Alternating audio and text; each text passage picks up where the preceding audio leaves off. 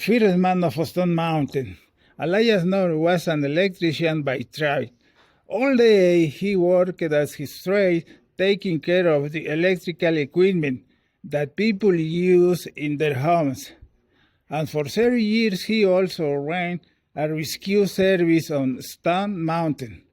Many of the people who visited Stone Mountain, 50 miles from Atlanta, Georgia, got into trouble. During those 30 years, 7 died on the mountain, but North saved the lives of 34 others. This perhaps set a record for the number of mountain rescues made by one man. He carried on his rescue service without pay and often without thanks. Every year, thousands of people come from all parts of the United States to visit the Grand Mountain, which rises 650 feet above the country around it. People come here to see the memorial to the soldiers of the South who lost their lives in the Civil War. The war on the memorial was started more than 45 years ago on the north face of the mountain. Later the war was stopped, but from the road below people could see the figure of the General Robert E. Lee, Jefferson Davis, and Stonewall Jackson carved into the granite wall of the mountain. During those years, Sightseers followed the old Indian trail to the top of Stone Mountain. When they tried to go down to the memorial on the north face, they learned that the slope on that side was dangerous. About 150 feet below the top of the mountain, the slope on the north face began to steep that the sightseer would find he could not reach the memorial. When he tried to walk back up the steep granite slope, he slid farther down. If he had just stayed still and called for help, he would have been all right. But he could not lie still and wait. For some unexplained reason, he continued to try to reach to the top.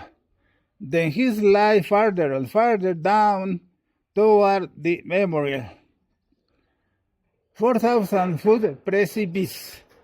North's first rescue. Elias North made his first rescue when he was 13 years old. He lived in a little town near the foot of the Granite Road. He had visited the mountain so often, climbing all over, that by the time he was 13, he knew every stone and crevice. He taught other boys how to hold a rope for him while he climbed down the steep slope of the memorial. One day a woman ran into his father's shop with the news that a man was in danger on the mountain. North took up his rope, collected several of his friends, and went off to the top of the mountain as fast as he could go.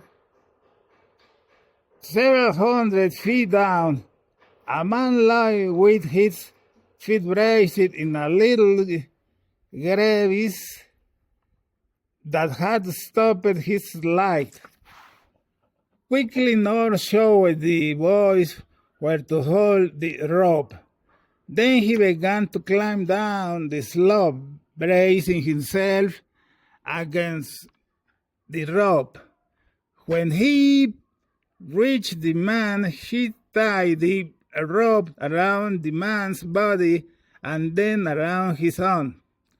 When he called out that he was ready, the boys about pulled on the rope.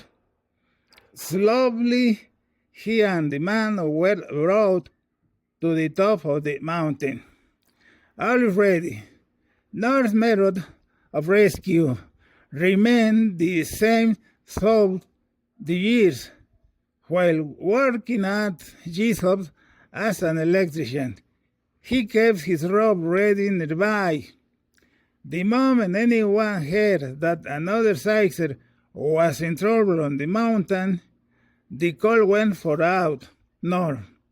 He stopped whatever he was doing, collected few helpers, and hurried to the mountain once in order to make his rescue before night closed in. North had to use 120 feet of rope, so that it was dangerously weak. A young man and his wife had saw that a mark made by heavy rains was a trail to the memorial. When they found that they could not get back to the top, the man told his wife to remain where she was. He would look for some other way down. People on the road below heard her cries for help and were able to pull her to safety. When Nora arrived, the man was dangerously close to the memorial precipice. He could not move forward and he could not move back, nor had himself lowered 485 feet. That was as far as his good rope would reach, but he was still far from the man.